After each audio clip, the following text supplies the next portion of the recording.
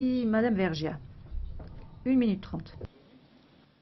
Merci Madame la Présidente. Ce sommet de l'ONU est effectivement un sommet d'espoir. Depuis des mois, l'ONU et ses différentes instances alertent sur la situation des migrants. Et le moins que l'on puisse dire, c'est que les États les plus riches du monde ne sont pas à la hauteur. Le nombre de réfugiés, plus encore de déplacés, atteint des chiffres inégalés. Parmi eux, un nombre insupportable d'enfants. 50 millions, selon l'UNICEF, ont fui guerre, conflits internes, misère, changements climatiques et plus largement environnementaux, car la main de l'homme est souvent derrière nombre de catastrophes naturelles. Les États membres répondent par toujours plus de demandes de contrôle aux frontières et de chasse aux migrants dits économiques, alors que la frontière entre réfugiés et migrants est de plus en plus difficile à établir et que la migration légale vers l'Union européenne diminue.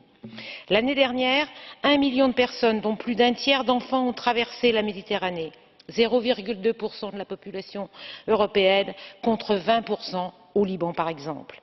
Madame la haute représentante, même le mécanisme de relocalisation ne marche pas. Moins de 5 000 personnes accueillies en un an pour 160 000 annoncés. À ce rythme-là, il faudra plus de 30 ans pour atteindre l'objectif fixé pour 2 ans.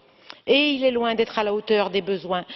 Et il y aura en fin d'année plus de morts en Méditerranée que l'année dernière. Je n'ai pas le temps de parler des conséquences des mobilisations de toutes les politiques extérieures de l'Union, des accords de partenariat économique, du Fonds européen de développement utilisé pour l'externalisation de la gestion des frontières, y compris avec les pires dictatures, notamment de la Corne de l'Afrique. Un exemple, 50 Soudanais renvoyés récemment d'Italie directement vers le Soudan. L'ONU appelle à la responsabilité et à la solidarité.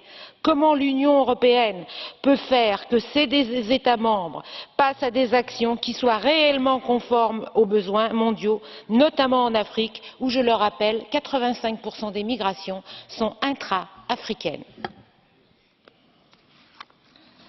Thank you. Now, Madame. Merci. Madame Valero, 1 minute et demie également. Jag hade hoppats att vi hade haft både en debatt och en resolution idag. Merci. Écoutez, je me félicite de ce débat et de cette résolution aujourd'hui, ainsi